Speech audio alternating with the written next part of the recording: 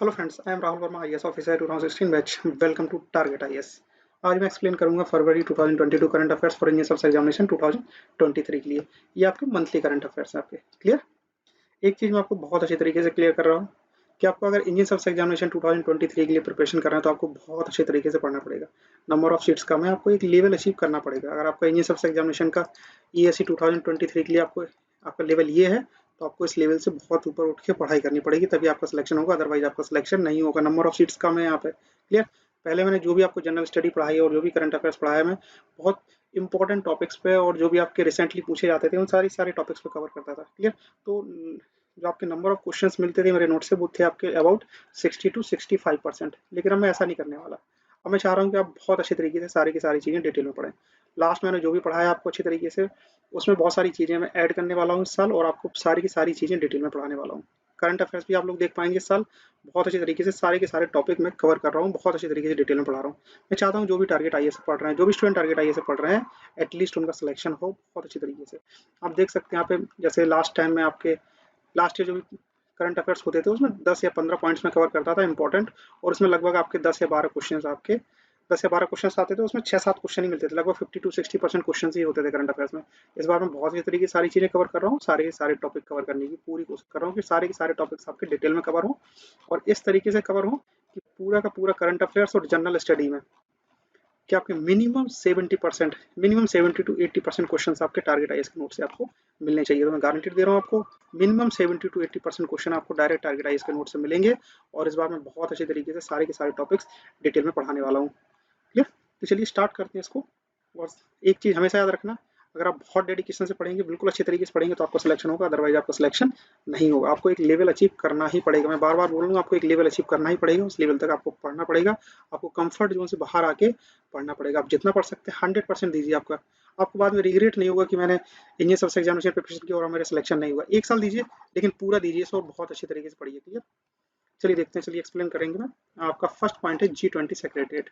G20 summits होती हैं, आपको बताया मैंने G20 के बारे में। स्टैटिक करंट अफेयर्स पढ़ाया उसमें मैंने G20 के बारे में आपको बहुत अच्छे तरीके से बताया। ये कि इनफॉर्मल ग्रुप ऑफ 19 कंट्रीज है, प्लस इसमें यूरोपियन यूनियन इंक्लूड है, तो आपको बन जाता है G20 कंट्रीज की बात करें आपको, इसमें तो ब्राजील आता है, Canada, China, France, Germany, India, Indonesia, Italy, Japan, Republic of Korea, Russia, Saudi Arabia, south Africa, Turkey, UK, US, European union, ये सब टोटल मिला के आपके 20 कंट्रीज का है आपका ये इनफॉर्मल ग्रुप है।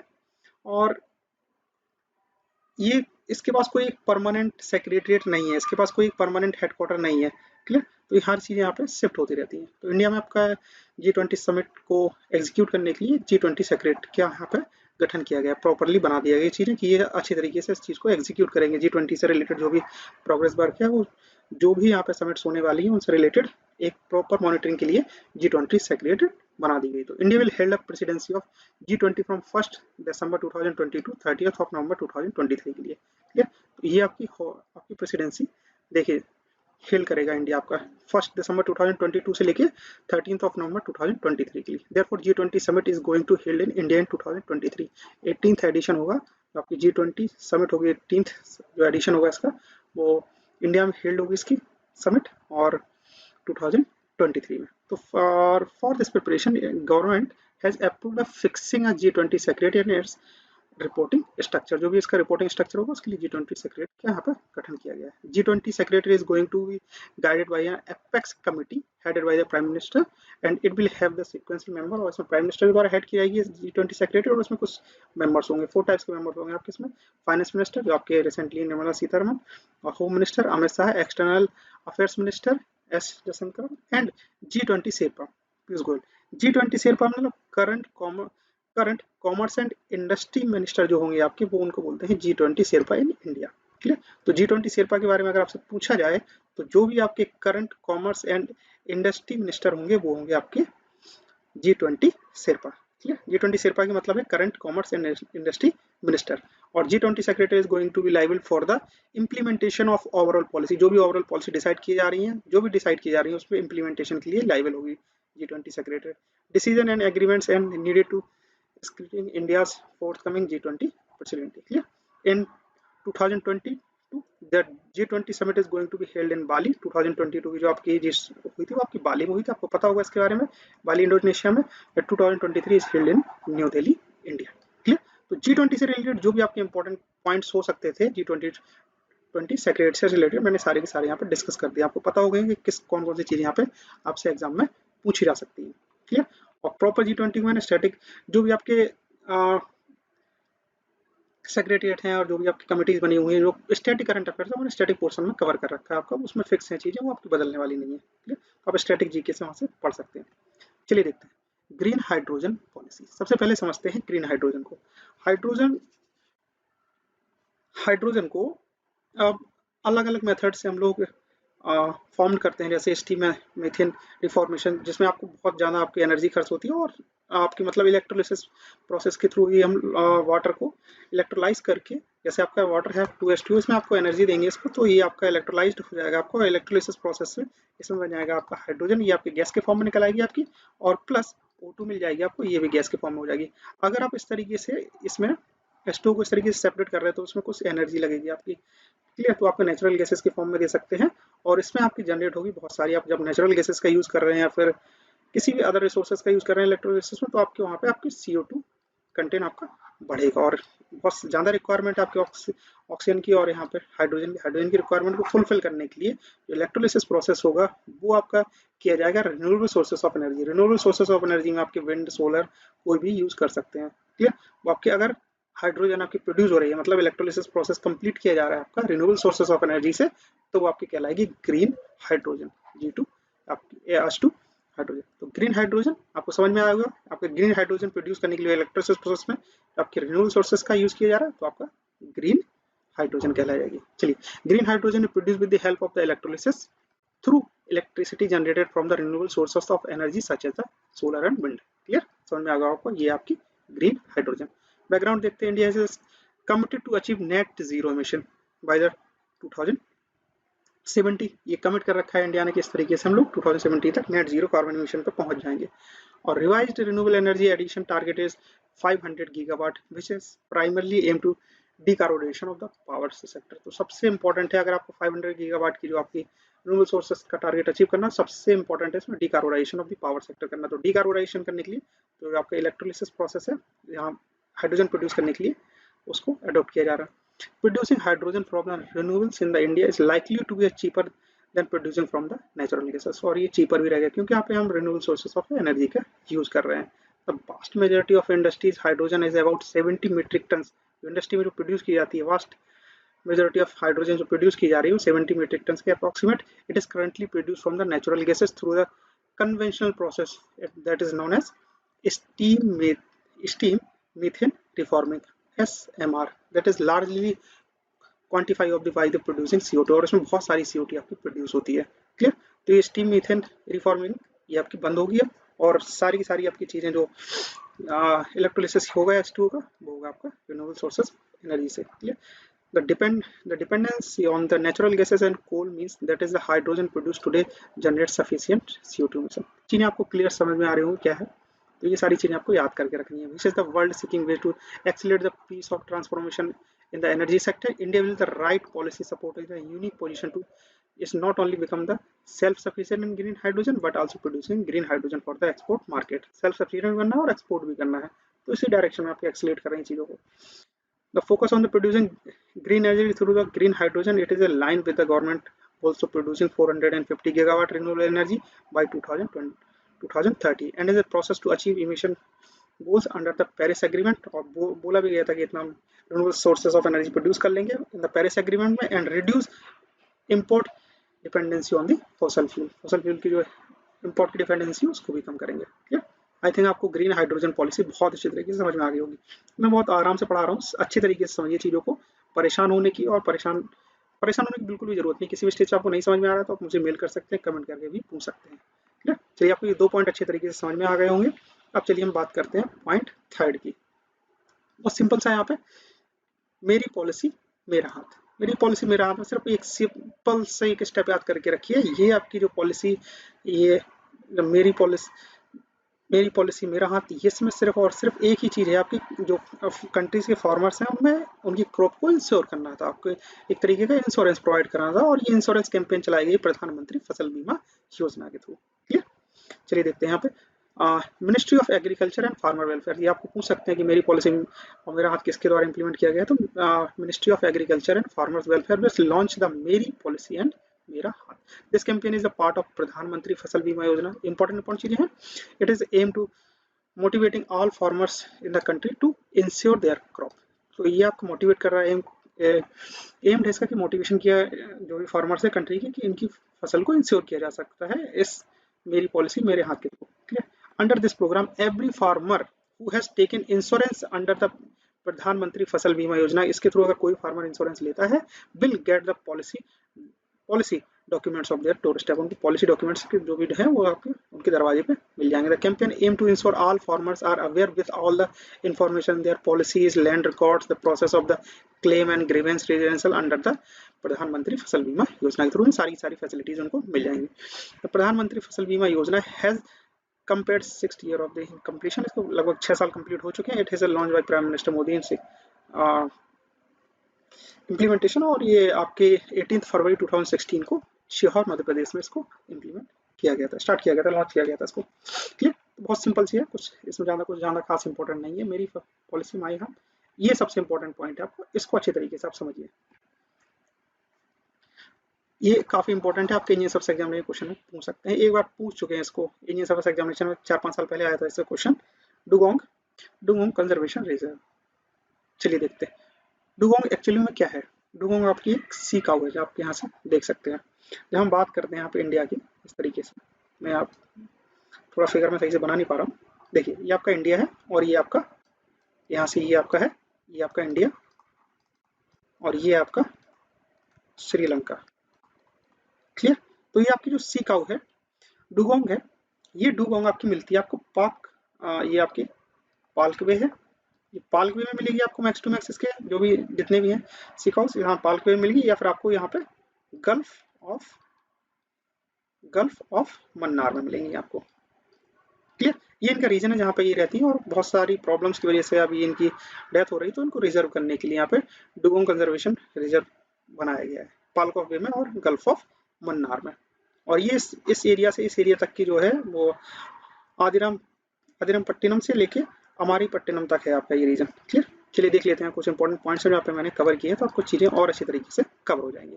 The Tamil Nadu government recently decided to proceed with in the establishment of the India's first dugong conservation reservoir. First है आपका dugong conservation reservoir in the Palk Bay region. आपका जो पार्क वे रीजन है, ये वाला रीजन है, इस रीजन में आपका पार्क वे रीजन में आपका ये रिजर्व बनाने वाले हैं। It enables India to become the leading nation in the South Asia to sub-region with respect to dugong conservation. ये आपका फर्स्ट होगा इंडिया का इस तरीके से जो डुजोंग कंजर्वेशन बनाने वाला है। The reserve will span the northern part of the Palk bay. ये आपका नॉर्थन पार्ट है आपका पाल्क वे, फ्रॉम द आदिराम पट्टनम से लेके अमंती पट्टनम तक। Clear. The reservoir will covers all area of the जो एरिया कवर कर रहा है वो 500 स्क्वायर किलोमीटर का है। 500 स्क्वायर किलोमीटर से ज़्यादा का आपका एरिया ये कवर कर रहा है। Dugong are commonly known as sea cow, इसको सीकाउ भी बोलते हैं dugong. According to the wildlife institute of India WI established only 200 to 250 dugongs are left in the wild, in which 150 are found in the Palkwe and Gulf of Mannar in the Tamil Nadu. सिर्फ और सिर्फ 200 to 250 बचे हुए हैं आपके, तो इनके लिए कंजर्वेशन बनाना बहुत जरूरी है, कंजर्व करके रखना जरूरी है, रिजर्व करके जरूरी है इनको। डुगोंग्स are vital part of the marine ecosystem and their dependency will have the effect in the way of the food chains पे इफेक्ट करेंगे। ये वर्नेबल की कैटेगरी में आ चुकी है, IUCN की रेड लिस्ट में शामिल है आपका ये डुगोंग, और schedule first of the wild life protection act of 1972 में है ये आपकी। तो इंपॉर्टेंट पॉइंट है, याद करके रखिए। तो डुगोंग कंजर्वेशन रिजर्व से रिलेटेड जो भी इंपॉर्टेंट पॉइंट्स थे मैं आपको बता दी। आई थिंक आपको थोड़ा सा चीजें समझ में आ रही होंगी, याद करके रखिए। इंपॉर्टेंट पॉइंट्स हैं, मैं वही सारी चीजें यहाँ पे कवर कर रहा हूँ आपके इंजीनियरिंग सर्विस एग्जामिनेशन से रिलेटेड। चलिए देखते हैं सिडबी सर्वे ऑन MSME। ये आपका इतना इंपॉर्टेंट पॉइंट ही नहीं है, लेकिन आपको डाटाबेस क्वेश्चन अगर आपका आता है तो हो सकता है आप क्वेश्चन से पूछ लें आपको। सिडबी सर्विस ऑन MSME कोविड-19 की कंडीशन में आपको बहुत सारी जो एमएसएमई है वो बहुत सारी उनके बहुत ज़्यादा लॉसेस हुए हैं, कुछ बहुत सारी कंपनियां बंद भी हुई हैं। क्लियर। तो सिडबी ने एक सर्वे किया है एमएसएमई पे, देखते हैं क्या है ये सर्वे में। In this survey conducted by the small industry development bank of India, it has been founded that the pandemic and lockdown has a very decremental impact हुआ है on the Indian startup and the small business पे, बहुत ज़्यादा impact आया है, very decremental impact on the Indian startup and the small businesses. MSME Minister Narayan Rane shared a survey result of conducted by the small, जो आपका नारायण राणे ने सर्वे को यहाँ पे शेयर किया है and share some depressing news, कुछ डिप्रेसिंग न्यूज आई। जैसे सर्वे वाज, ये इंपॉर्टेंट पॉइंट होगा आपका, the survey was conducted across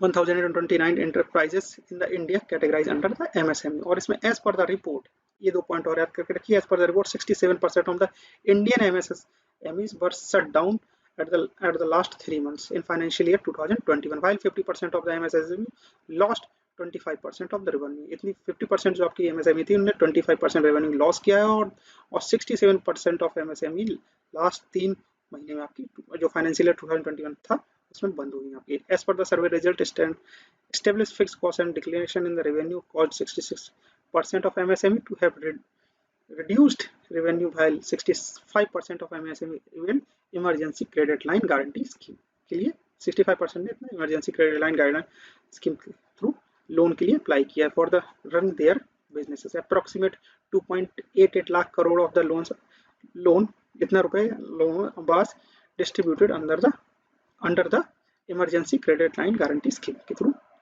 distribute किया गया। At the same time around 36% of MSME availed loan under the credit guarantee fund trust for the micro and small enterprises. Clear.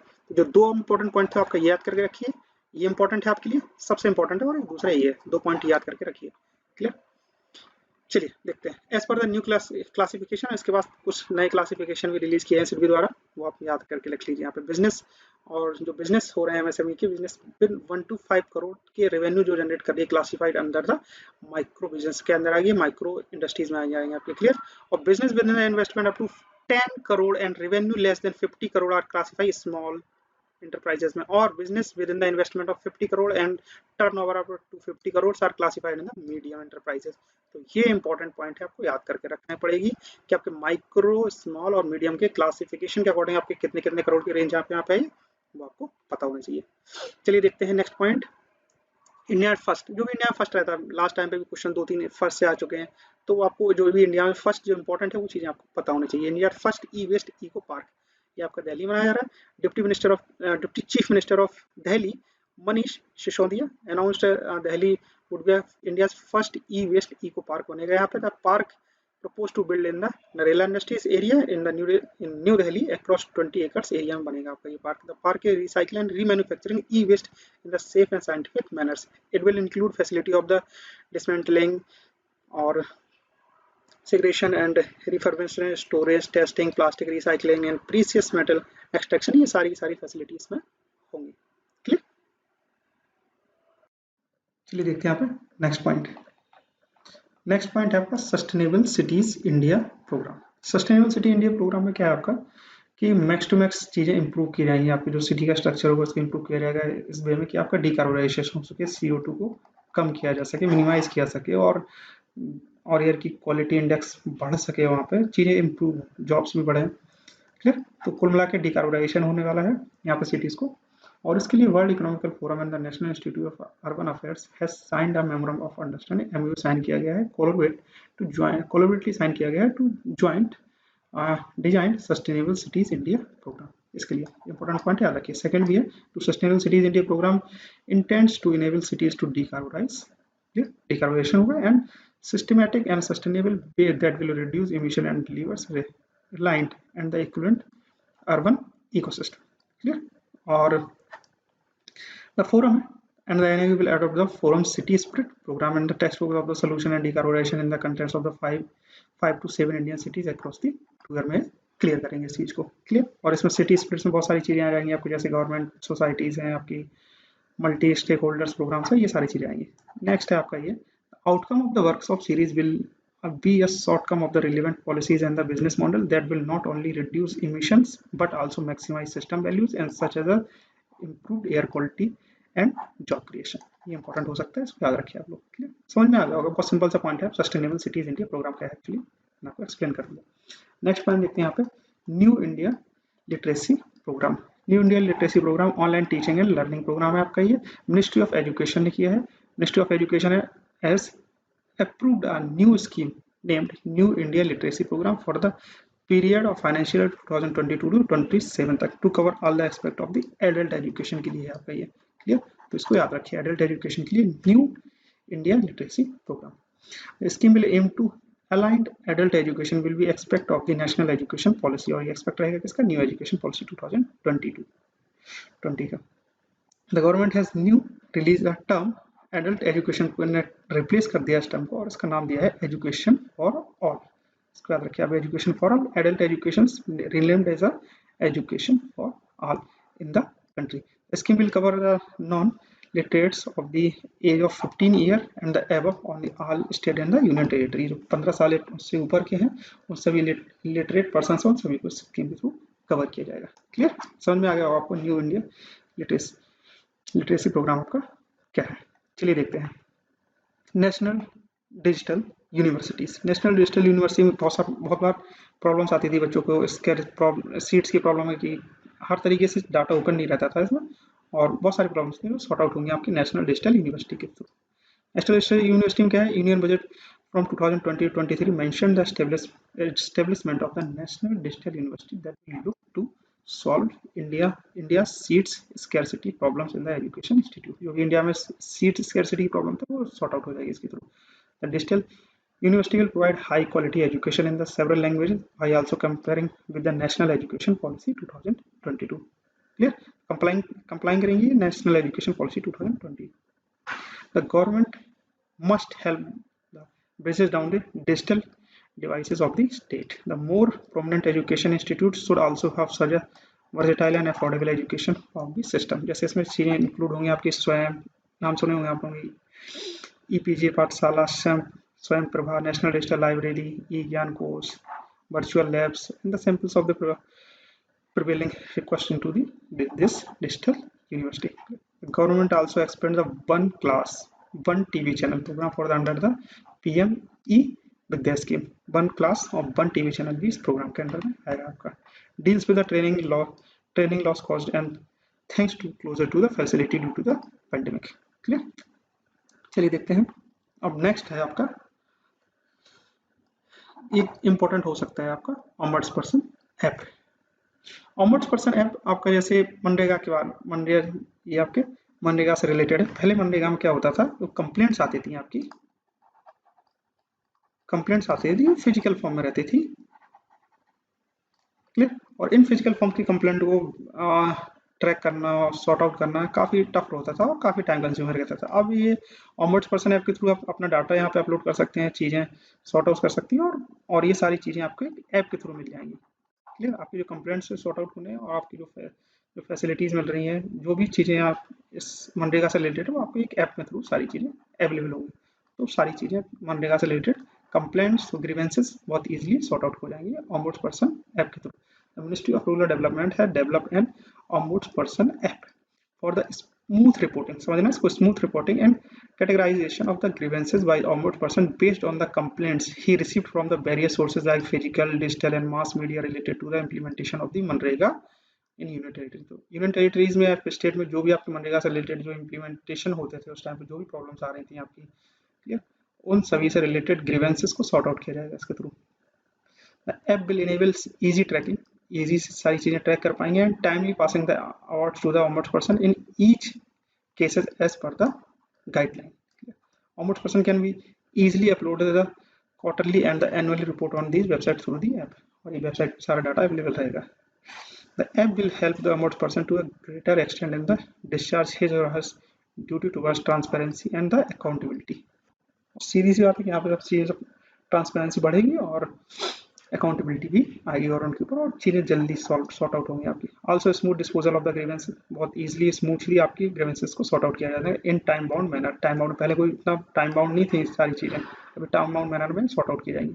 With minimal support of the further human resources will be possible through this app. Clear, I think आपको ये बहुत अच्छे तरीके से आप समझ में आ गया होगा।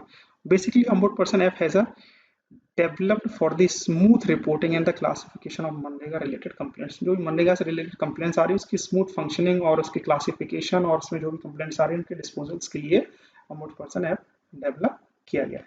ठीक है, चलिए देखते हैं। बहुत सारे स्कीम्स चलाई जा रही, बहुत सारे यहाँ पे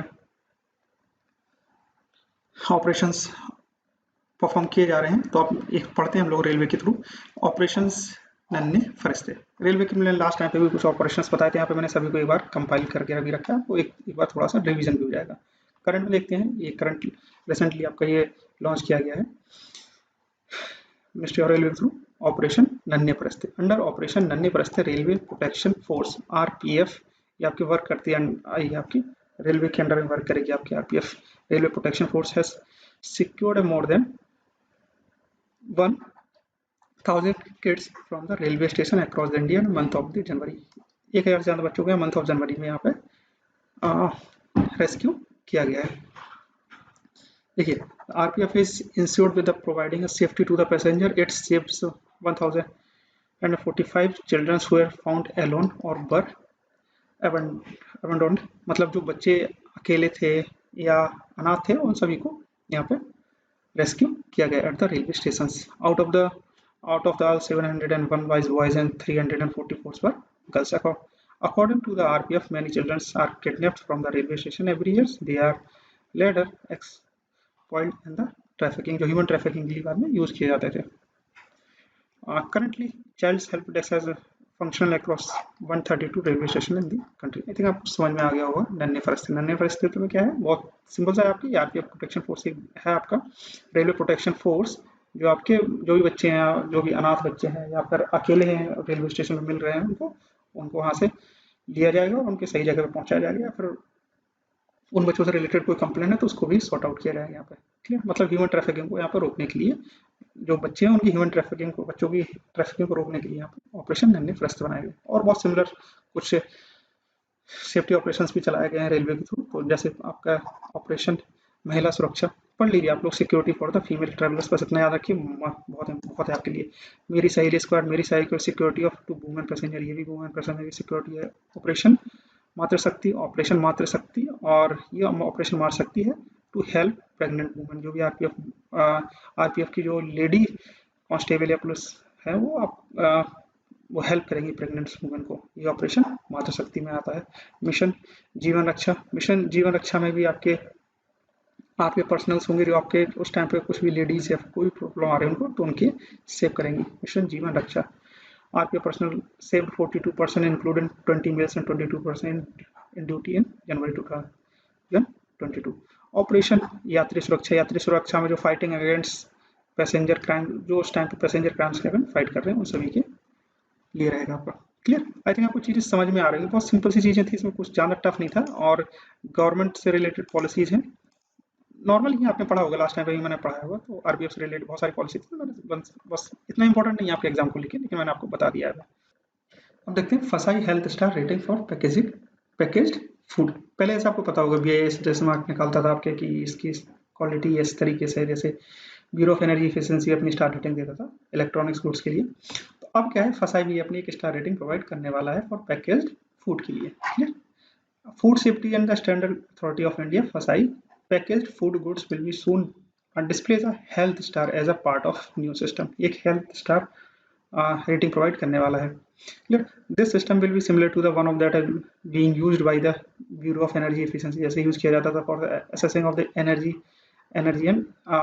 efficiency in electronics devices। 4 star 3 star जैसे आते थे ना, कि आप लोग देख रहे होंगे, आपके घर में देख रहे होंगे, फ्रिज टीवी कूलर्स पर लगे रहते थे आपके BEE के स्टार रेट्स लगे रहते हैं कि इतने एफिशिएंट है आपका ये पर्टिकुलर इलेक्ट्रॉनिक डिवाइस। वैसे आपका फूड्स के लिए भी आएंगे आपके। The package food will have a number of star displays on the them will please indicate whether the item is healthy और अनहेल्दी। से आपको पता चल जाएगा कितने स्टार मिले उसको। The amount of fat, sugar, salt in the food item will be use to determine its rating. और ये सारी चीज़ें आपके उसमें जो भी इंग्रेडिएंट्स होंगे उनके बेस पे वो डिसाइड करेंगे कि किस तरीके से ही आपका फूड हेल्दी है, अदरवाइज अनहेल्दी फूड है। ठीक है, चीज़ें ईजी होगी आपको। United Nation Environment Programme frontier report को पढ़ते हैं। सबसे इंपॉर्टेंट इसमें दो पॉइंट हैं आपके, फर्स्ट और second. United Nation Environmental Programme has release the annual frontier report. ये एनुअल फ्रंटियर रिपोर्ट रिलीज करता है और इस साल की जो रिपोर्ट है उसका नाम है noise, blazes and the mismatches. याद रखिए, बहुत अच्छी तरीके से इसको याद रखिए, noise, blazes and mismatches. Clear? The frontier report identifies offer solution to the 3 environmental issues पे सबसे ज्यादा वर्क करना है अभी। क्लियर? फ्रंटियर रिपोर्ट आइडेंटिफाई किए जो 3 इंपॉर्टेंट सोल्यूशन एनवायरमेंट से रिलेटेड, वो है अर्बन नॉइज, पॉल्यूशन और wild fires. And wild fires में आ जाएगा आपका urban noise, pollution, wild fires and phenological shifts. Phenological shifts में क्या आते हैं आपकी, जैसे लाइफ साइकिल आ रही है, एनवायरमेंटल साइकिल आ रही है, और जो भी एनवायरमेंट से रिलेटेड साइकिल आती है वो ना फिनोलॉजिकल शिफ्ट्स बोलते हैं, तो इन पे वर्क करना है। ये सारे इश्यूज आ रहे हैं आपके, urban noise pollution, wild fire और फिनोलॉजिकल शिफ्ट्स। फिनोलॉजिकल शिफ्ट में आते हैं आपकी life cycles, environmental cycle that merit attend the action from the governments and public at the large to address the triple planetary crisis. Triple planetary crisis क्या है अपना, climate change, pollution and the biodiversity loss. ये आपको 3 terms, और ये 3 terms आपको बिल्कुल याद करके रखने पड़ेंगे। जैसे रिपोर्ट से आपको नाम समझ में आ रहा होगा, नॉइज, ब्लेजेस एंड मिसमैचेस। तो noise, urban noise pollution, blazes, wild fires and phenological mismatches, मतलब फिनोलॉजिकल शिफ्ट, जो भी मिसमैचेस आ रहे हैं आपके लाइफ साइकिल्स में, एनवायरमेंटल साइकिल में। क्लियर? और ट्रिपल क्राइसिस क्या है इसमें, climate change, pollution and the biodiversity loss. ये चीजें आपको बहुत अच्छे तरीके से इसको याद करना पड़ेगा, हो सकता है आपके इन सबसे एग्जामिनेशन में आपसे पूछ लें। रिकमेंडेशंस क्या दिए हैं इस रिपोर्ट में, रिकमेंडेशन दिए हैं appreciating and adopting indigenously fire management techniques बहुत इंप्रूव कर सकते हैं, preventing approach rather than the reactive approach से अच्छे प्रिवेंटिव मेजर्स लिए जाएं कि चीजें घटना होने के पहले आपको चीजें पता चल जाए और उनको सॉर्ट आउट कर सकें। By engaging vulnerables group will help adopt for the wild fire. Wild fires रहते हैं उनको प्रिवेंट कर सकते हैं हम लोग, पहले से प्रिवेंट करना पड़ेगा हमें रिएक्टिव अप्रोचेस की तरह। रिएक्टिव अप्रोच पे जाएंगे तो बहुत टाइम निकल जाता है इसमें। It improve to enhance fire fighting capacities and the strengthening community resilience build programs. Next है आपका, it will improve the focus on the large range weather the forecasting. Focus on the remote sensing capabilities such as the satellites, ground based radars, light detection and as well as the data handling. ये recommendations हैं, इतने important नहीं है, लेकिन आपके जो सबसे important points थे फ्रंटियर रिपोर्ट्स को लेके, ये फर्स्ट और सेकंड है, याद रखिए आप लोग। रिपोर्ट का नाम आपको पता होना चाहिए, क्या इशूज रिलीज हुए हैं वो, और क्राइसिस किन किन पे आ रही है वो आपको मैंने बता दिया है। चलिए देखिए, नेक्स्ट है आपका ocean 2022 conference. Ocean 20 Indian institute of technology, IIT Madras and the National Institute of Ocean Technology and IoT Chennai has jointly conduct Ocean 2022 conferences and explosions. Ocean conference is a biannual event for the global marine researches. आपको oceans से समझ में आ गया, oceans से आपको समझ में आ गया होगा। तो ये आपकी है biannual, इतना याद रखिए, biannual event for the global marine researchers. It will hosted in India and the first time आपके इंडिया में होस्ट की जा रही है। कॉन्फ्रेंस इंस्पायर, इनोवेट, सस्टेन, ये the main theme of the conference है, इसको याद रखिए आप। Inspire, innovate, sustain.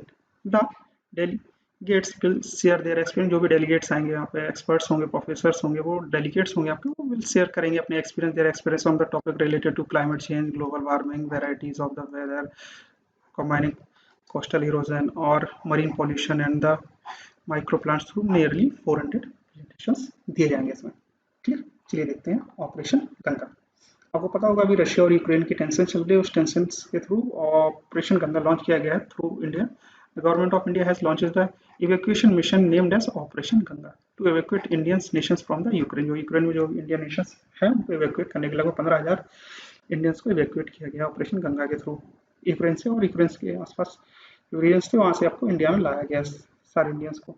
Due to the ongoing tensions between the Ukraine and the Russia, Ukraine has been declared as a non-fly zone. Ukraine ने non fly zone declare कर दिया था by the authorities for the safety and security of the nation.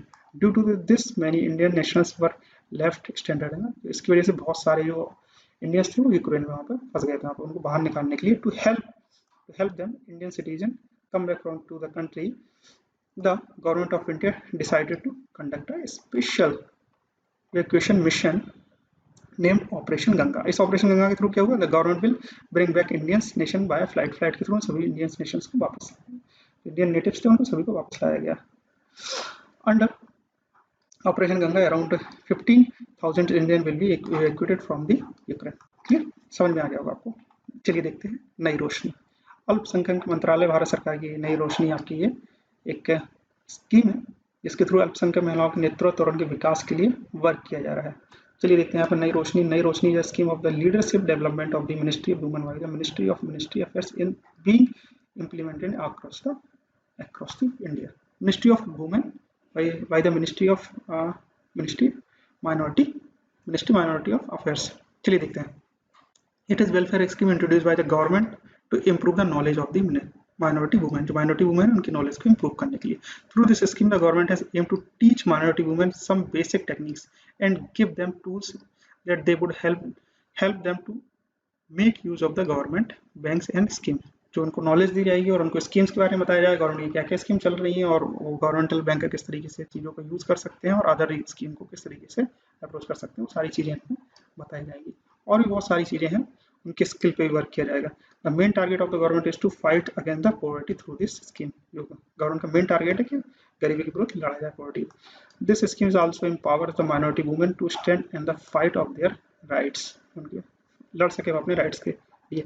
It consists of several training modules like women leadership education program, health and hygiene, Swachh Bharat, financial literacy और life skills, legal rights, women digital literacy, education, social behavior exchange। बहुत सारी चीजें हैं जिनके बारे में यहाँ पर वर्क होने वाला है। आई थिंक आपको इतना समझ में आ गया होगा नई रोशनी क्या है। चलिए देखें आरपीएफ की मैंने कुछ आपके अभी लास्ट में आपको बताया, मैंने बहुत सारे प्रोग्राम्स के बारे में बताया आपको। अब इस ऑपरेशन को आप और देखिए, operation 8।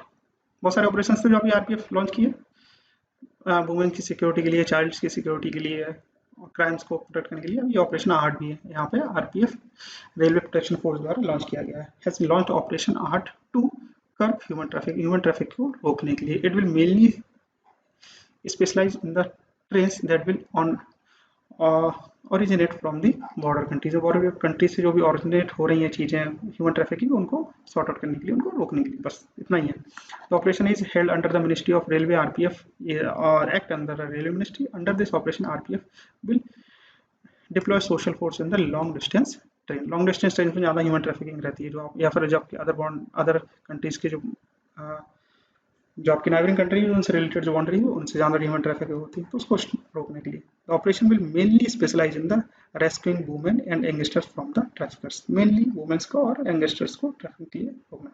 The operation is to be implemented as every train operated by the Indian railway.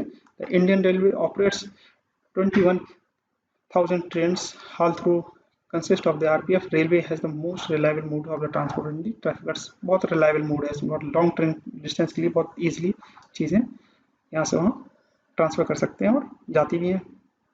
और रिलायबल मोड है ट्रैफिकर्स के लिए, ह्यूमन ट्रैफिक करने के लिए।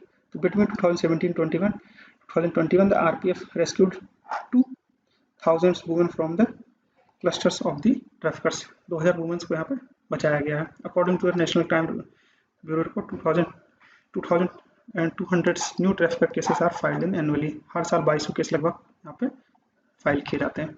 क्लियर, चलिए अब देखते हैं नेक्स्ट पॉइंट, ग्रीन बॉन्ड। तो सबसे पहले ग्रीन बॉन्ड में बॉन्ड्स को समझते हैं। एक्चुअली बॉन्ड होता क्या है, बहुत सारे बच्चों को ये नहीं पता होगा कि बॉन्ड्स क्या होते हैं आपके बॉन्ड्स। तो बॉन्ड्स क्या एक्चुअली एक डेट इंस्ट्रूमेंट है। डेट इंस्ट्रूमेंट है विथ अ प्रॉमिस टू पे back the money after with interest. मतलब आप पे करेंगे बाद में। बॉन्ड्स आपने अगर रिलीज कर दिए, आपकी गवर्नमेंट और प्राइवेट दोनों टाइप के बॉन्ड हो सकते हैं, रिलीज करते हैं और बाद में इस प्रॉमिस के साथ रिलीज करते हैं कि आपको मनी वापस की जाएगी जब ये बॉन्ड वापस करेंगे आप, और विथ एन इंटरेस्ट। सिंपल सा हम बोल सकते हैं इसका bond is a fixed income instrument that represent a loan made by the investor to a borrower. और बोरोवर आपका प्राइवेट भी हो सकता है, और पब्लिक या गवर्नमेंट भी हो सकता है। जो गवर्नमेंट अगर इस तरीके से बॉन्ड रिलीज कर रही है तो उसको सॉवरन बॉन्ड भी बोलते हैं, और फिर सॉवरन बॉन्ड भी बोलते हैं या फिर गवर्नमेंट बॉन्ड भी बोलते हैं। तो यहाँ पे जो ग्रीन बॉन्ड इशू किए जा रहे हैं वो गवर्नमेंट ऑफ इंडिया के थ्रू इशू किए जा रहे हैं। और ग्रीन का क्या मतलब है, यहाँ पे मनी की बात नहीं हो रही, यहाँ पे बात हो रही है ग्रीन बॉन्ड्स की। मतलब ग्रीन बॉन्ड्स जो भी यहाँ पे रुपए खर्च हो गए या फिर जो वो इंफ्रास्ट्रक्चर डेवलप किया जाएगा वो होगा आपका सिर्फ और सिर्फ रिन्यूएबल सोर्सेस ऑफ एनर्जी के लिए और ग्रीन इंफ्रास्ट्रक्चर के फॉर्म में डेवलप किया जाएगा। क्लियर। तो इन्वेस्टमेंट होगा जो भी, वो भी एनवायरमेंटल प्रोजेक्ट के ऊपर इन्वेस्टमेंट होगा। तो ग्रीन का मतलब है यहाँ पे इन्वेस्टमेंट इन एनवायरमेंटल प्रोजेक्ट्स में। बॉन्ड्स तो आपको समझ में आ गया होगा। क्लियर। तो ये है आपके एक्चुअल में ग्रीन बॉन्ड्स। तो finance minister Nirmala Sitharaman has a budget speech announce that government promises to issue. अब देखो गवर्नमेंट प्रॉमिस कर रही है तो गवर्नमेंट बॉन्ड रिलीज कर रही है। इशू है सॉवरन, सॉवरन का मतलब होता है government government green bond issue होंगे to mobilise resources for the green infrastructure. किसमें? ग्रीन इंफ्रास्ट्रक्चर के मोबिलाइजेशन के लिए। To proceed with the deployed in the public sector project will help in the reducing the carbon intensity of the economy. Carbon intensity को reduce किया जाएगा economy में। A carbon bond is a green bond is a type of fixed income instrument that is specified or marked as a raise money for the climate and the environmental project. Money raise होगी वो भी आपकी सिर्फ और सिर्फ climate और environmental projects में। The green bond will work like as other corporate और गवर्नमेंट बॉन्ड्स। सिर्फ और सिर्फ आपके ऐसे ही वर्क करेंगे जैसे आपके कॉर्पोरेट बॉन्ड हैं, और लेकिन सिर्फ आप यहाँ बॉन्ड्स आपके रुपए के फॉर्म में के जैसे वर्क नहीं करेंगे, आपके वर्क करेंगे होगा आपका इन्वेस्टमेंट होगा इन सब चीज़ों में, लेकिन ये एनवायरमेंटल प्रोजेक्ट से रिलेटेड इन्वेस्टमेंट होगा। क्लियर। कहीं पे भी जाके कैसे भी खर्च नहीं करेंगे आप लोग। Board has issued these security in order to secure financing for the project that will have a positive environmental impact such as the ecosystem restoration and reducing pollution. Investor who purchase these bonds can expect to make a bond matures, और expect करेंगे bond आपके mature हो। In addition to these are often tax benefits for the investing in green bonds, और उनके tax benefits भी मिलेंगे ना। Green bond versus blue bond, जैसे आपके ग्रीन बॉन्ड्स थे आप इन्वेस्ट हो जा रहा था आपका ग्रीन इंफ्रास्ट्रक्चर में, यहाँ पे आपके ब्लू इंफ्रास्ट्रक्चर मतलब ओशियंस वगैरह में या फिर जो आपके वाटर बॉडी रिलेटेड इकोसिस्टम है उससे इन्वेस्ट हुआ था। Blue bonds are the sustainable bond of the financial project that protect the ocean and related ecosystems. Water body से रिलेटेड जो भी इकोसिस्टम है उसके लिए आपका blue bond. This can be include project to support sustainable fisheries, protection of corals, coral reefs and the other fungi ecosystem to reduce pollution and the acidification. Acidification होगा तो आपके कोरल बीच में आपको बचेगा, एसिडिफिकेशन कम होगा मतलब। All blue bonds are the green bond, जितने ब्लू बॉन्ड हैं वो आपके ग्रीन बॉन्ड में आ सकते हैं। Clear. But not all green bonds are in the blue bond, ये सबसेट फॉर्म कर रहे हैं आपके, क्योंकि ग्रीन बॉन्ड्स आपके बहुत ज़्यादा हो जाते हैं। उस ग्रीन बॉन्ड में आपका ये आ सकता है आपका ब्लू, मतलब ऑल ब्लू बॉन्ड्स हो सकते हैं किसी भी ग्रीन बॉन्ड में। जैसे आपका ये ग्रीन बॉन्ड है तो सारे के सारे इसके अंदर आ सकते हैं। क्लियर, समझ में आ गया आपको ग्रीन बॉन्ड्स। चलिए देखते हैं पर्वतमाला स्कीम। बहुत सिंपल सी स्कीम है, क्वेश्चंस पूछ लेते हैं तो उनको आपको पता होना चाहिए। Union finance minister in the budget union budget for the 2022-23 announce the national ropeway development programme Parvatmala. ये आपका एक डेवलपमेंट प्रोग्राम होगा, नेशनल रोपवे डेवलपमेंट प्रोग्राम, इसका नाम दिया गया है Parvatmala. To improve connectivity in the hilly areas, hilly areas में कनेक्टिविटी के लिए। हिली एरियाज कहाँ पे आपके Himachal Pradesh, Manipur, Uttarakhand, Jammu and Kashmir, other north east region में इस तरीके से होंगी चीज़ें। Scheme will taken up the, और ये स्कीम चलेगी PPP मॉडल पर, पब्लिक प्राइवेट पार्टनरशिप मॉडल पर। क्लियर। इसमें इन्वॉल्वमेंट आपका पब्लिक का भी होगा, प्राइवेट का भी होगा, मतलब गवर्नमेंट भी इन्वेस्ट करेगी और प्राइवेट में जिसको इन्वेस्ट करना है वो भी इन्वेस्ट करेगी, और इसमें पार्टनरशिप एग्रीमेंट बेसिस पे चीज़ें होंगी। The ministry of road transport and highway will have the responsibility for the development of the roadways and alternative mobility solution technology as well as the construction research and the policy in this area। मतलब ये सारा overview जो देखा जाएगा, इसकी monitoring होगी वो ministry of road transport and highway through होगी। Currently scheme is being implemented, जैसे मैंने बताया आपको, हिली एरियाज में होंगी आपकी। नेशनल साइंस डे हर साल मैं आपको पढ़ाता हूँ, शायद एक बार क्वेश्चन आ जाए आपका कभी, तो पढ़ते रहिए। नेशनल साइंस डे 2022, और ये आपको 28 फरवरी को हर साल 28 फरवरी को ही सेलिब्रेट किया जाता है। CV Raman announced the discovery of the Raman effect, और रमन इफेक्ट की खोज की थी, awarded as the Nobel prize मिला था 1930 में। 1986 the government of India has designated as 28th of February as National Science Day. The day is aimed to spreading message of the importance of the science and its application in the human life. This year the theme of the National Science Day is, theme याद करके रखिए, theme जरूर पूछ लेते हैं आपसे, कभी कभार पूछ लेंगे आपको। Integrated approach in the science and technology for the sustainable future. Integrated approach in the science and technology for the sustainable future, simple सा याद हो जाएगा आपको। Asian digital ministerial meeting 2023 22। Association for south, मैंने आपको एशियन के बारे में बहुत अच्छे तरीके से पढ़ा है, स्ट्रेटेजी की मैं आपको बता दिया मैंने, जाना आपको वहाँ से आप लोग पढ़ सकते हैं। Association for southern east Asian nation, Asian is a political and economical organization aimed primarily at the protecting economical growth and regional sustainability among the जो मेंबर्स हैं इसके among members. The Asian members आपके हैं, आपके Brunei, Cambodia, इन नाम याद करने की जरूरत नहीं, बहुत सारे नाम हो जाते हैं तो नहीं याद करने की, जैसे Indonesia, Laos, Malaysia, Myanmar, Philippines, Singapore, Thailand and Vietnam. याद रखिए, India and Asian nation has jointly approved a work plan under the which they will develop a system to combat use of the stolen and the counterfeit mobile handset। इसके ऊपर working है। Other areas की बात करें तो other area और corporate include wifi access network infrastructure and national wide public internet.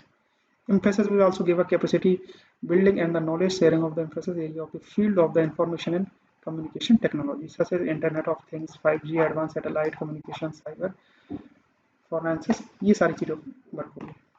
चलिए देखते हैं, ये इंपॉर्टेंट पॉइंट हो सकता है क्योंकि ये अल्टीमेटम मिला है United National Education Science and Cultural Organisation UNESCO के थ्रू ग्रेट बैरियर रीफ को। तो Great barrier Reef should be listed in endanger, ये इंडेंजर में लिस्टेड की जाएगी। अगर आप ऑस्ट्रेलिया पे वर्क नहीं किया सही तरीके से तो ये इंडेंजर में लिस्टेड की जाएगी। The United Nation Education Science and Cultural Organisation committee UNESCO recommend that the Great Barrier Reef should be added into the list of endangered world heritage site. जो है आपकी वर्ल्ड हेरिटेज साइट है आपकी ये great barrier reef, ये आपके Australia में, बताएंगे इसके बारे में अभी।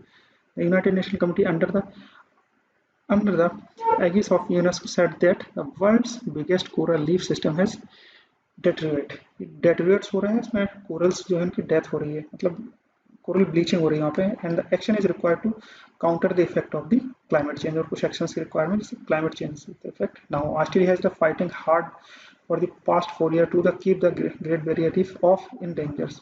काफ़ी वर्क कर रहा है ऑस्ट्रेलिया, लेकिन तभी इसको एक अल्टीमेटम मिला है कि उसको और अच्छी तरीके से वर्क करिए। The reef is a major tourist attraction in the Australia that's generate thousands of job listing in endangered World Heritage Site could potentially lead to remove from the World Heritage Site। Great barrier reef के बारे में बात करें तो world's largest coral reef system है यहाँ पे ये, और great barriers of the reef is coral sea और off coast of the Queensland Australia में, यहाँ पे क्वीनलैंड ऑस्ट्रेलिया में। The system is declared as a world heritage in 1981 में, 1981 में इसको डिक्लेयर किया गया as a world heritage site. The world biggest reef system of the corals, आप देख सकते हैं 900 आइलैंड्स हैं यहाँ पे, और ये आपका 2300 किलोमीटर एरिया को कवर करता है। और ये देखिए 3,44,000 स्क्वायर किलोमीटर फैला हुआ है, और ये 2900 इंडिविजुअल रीफ से काफ़ी बड़ा एरिया है। आप सिंपली याद रखिए 900 आइलैंड्स हैं आप जिन पे आपका coral. The biggest reef system in the world built by the teeny organs called the coral polyps in the visible from the outer sphere as the wall। Coral bleaching के बारे में आपको पता होगा, मैं यहाँ पे लिख दिया, जस्ट समझ लीजिए, नहीं पता तो आप पढ़ लीजिए। when water is warm, clear, corals will expel, coral बाहर निकल आते हैं, and the algae zooxanthellae groups के होते हैं, living in their tissues causing in the corals is the term completely white। तो कोरल आपके completely white हो, it is called coral bleaching, और उसको कोरल ब्लीचिंग बोलते हैं। उनका टर्न आउट व्हाइट, जब कोरल्स आपके टोटली व्हाइट हो जाता है तो उनको कोरल ब्लीचिंग बोलते हैं ना। Coral bleaching is not a dead, अभी मरे नहीं है वो, लेकिन coral can survive as a bleaching event, but they are under more stress and subject to mortality, और ये मतलब सब्जेक्ट टू मोर्टेलिटी मतलब उनकी डेथ होने वाली है। Hilal e Pakistan award to Bill Gates. Hilal Pakistan award ये आपका सेकंड हाईएस्ट सिविलियन अवार्ड है इस कंट्री का, पाकिस्तान को, जो बिल गेट्स को दिया गया है। इनके जो ये कंट्रीब्यूशन जो इन्होंने कंट्रीब्यूट किया है पाकिस्तान को पोलियो से मुक्त कराने के लिए, उसके लिए दिया गया है। Microsoft founder and philanthropist Bill Gates has been conferred with the Hall A Pakistan, the second highest civilian honor of this country, for his effort to eradicate polio in the Pakistan। It is the second highest civilian award in this country। Bill Gates and Melinda Gates Foundation has been made a major contribution in the worldwide polio eradication from the Gavi vaccination alliance. Gavi चलिए यहाँ पर पाकिस्तान में नाम दिया इसको, vaccination alliance जो polio की है उसको नाम दिया गया था यहाँ पे GAVI. Clear. According to the statement, Gates appreciate Pakistan success against the कोविड-19 और गेट्स ने इसको पाकिस्तान को प्रेसिड भी किया जिस तरीके से कोविड-19 पेंडेमिक सिचुएशन को ओवरकम किया पाकिस्तान ने। चलिए देखते हैं बॉम्ब साइक्लोन। बॉम्ब साइक्लोन, ये साइक्लोन हिट्स ईस्टर्न यूएसए और ट्रिगर्ड ट्रांसपोर्ट चायर्स एंड आउटगोस। ये आपके चायर्स और आउटगोस है, यहाँ पे हिट किया है यूएस के bomb cyclone. Bomb cyclone generally एक स्टॉर्म है जो आपके अगर सेंटर पे इसका प्रेशर कम हो जाएगा, सेंटर पे कहीं से प्रेशर कम हो जाता है और आउटर प्रेशर बढ़ जाता है तो इस तरीके से साइक्लोन डेवलप होता है। चलिए देख लेते हैं आपको उसको बॉम्ब साइक्लोन नाम दिया है। Bomb cyclone is a large intense middle altitude storm that has a lower pressure at centre. Lower pressure रहता है सेंटर पे क्योंकि ये कहीं पे आप हो ज़्यादा ठंड हॉट और कोल्ड की वजह से ही प्रेशर ड्रॉप होता है यहाँ पे। Weather on that an area and associated weather from the villages to serve thunderstorm is a heavy precipitation और heavy precipitation की वजह से बनता है। It is become a bomb because its central pressure is decreased very quickly और ये कितना हो गया 24 मिली बार गिरेगा, ड्रॉप होगा इन 24 आवर्स में। इतना आपको बैरोमेट्रिक प्रेशर आपका डाउन हो जाता है। इन simply terms bombogenesis is the storm low pressure area there undergoes a rapid strengthening. Okay. It has been happened when the cold air mass collides with the warm air such as air overcome the और warm ocean weather. जब cold air और hot air एक side collide करती है तो इस तरीके से एक लो प्रेशर रीजन जनरेट होता है और इस लो प्रेशर रीजन जनरेट होने की वजह से साइक्लोन और इस तरीके से साइक्लोन डेवलप होता है, इसको स्टॉर्म के फॉर्म में आता है। Vast majority of such storm occur in the ocean. The storm can be tropical और नॉन ट्रॉपिकल इन नेचर, दोनों हो सकता है आपका। Ethanol blended petrol EBP programme. EBP programme ethanol blending programme was launch in 2003। पता होगा इसके बारे में बताया भी था मैंने। Aim to promote the use of the renewable and economically friendly fuels to reduce India's impact on the dependency for the energy security. Strengthening 5% blending अभी चल रही है। Government has set a target of 10% ethanol blending by 2022 and the 20% ethanol blending by 2030। The program is implemented according to the national policy on biofuels। याद रखिए national policy on biofuels के through programme को implement किया था और target याद रखिए कि टारगेट कितना है इनका। इथेनॉल ब्लेंडिंग का जो टारगेट है 2022 तक 10% और 2030 तक 20%। Under this programme oil marketing companies and the producer ethanol and domestic source of price fixing by the government. चलिए आप देखते हैं next point, newly announced Ramsar site. Ramsar wetlands के बारे में आपको बहुत अच्छे तरीके से बताया मैंने स्ट्रेटेजी की, आप देख सकते हैं रामसर वेटलैंड्स के बारे में। इंपॉर्टेंट चीज यहाँ पे ये है कि दो आपकी साइट्स ऐड की गई हैं इंडिया से भी रिसेंटली। वो आपकी है खिजाड़िया बर्ड सेंचुरी और ये आपके जामनगर में गुजरात में, और Bakhira wildlife sanctuary in the Uttar Pradesh. ये दोनों साइट्स आपके ऐड की गई हैं listed in the wetlands of the international importance by the Ramsar convention. तो रामसर कन्वेंशन में ये दोनों साइट्स ऐड की गई हैं। एक आपकी है गुजरात की और एक आपकी है यूपी की। इन दोनों का नाम बहुत प्रॉपर्ली याद कर लिया। टोटल आपके मिला के हो जाती है Ramsar site in India goes up to 49। ये नंबर याद करके दीजिए, क्लियर।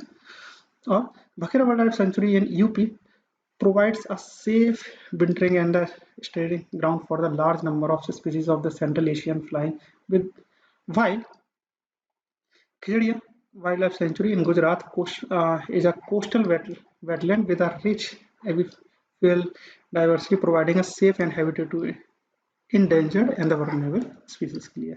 वर्ल्ड वेटलैंड डे 2 फरवरी 2022। क्लियर, हर साल 2 फरवरी को सेलिब्रेट किया जाता है, तो इस साल 2 फरवरी 2022। और इसकी थीम याद रख लीजिए साल की 2022 की थीम क्या है, wetland actions for people and nature. Wetlands action for people and nature, clear.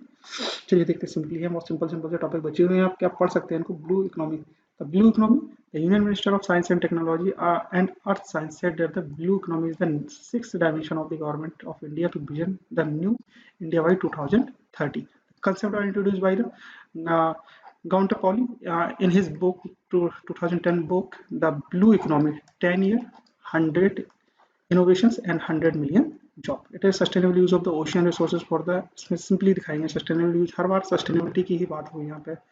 Sustainable use of ocean resources and economical growth, improving livelihood and the job and the ocean ecosystem health.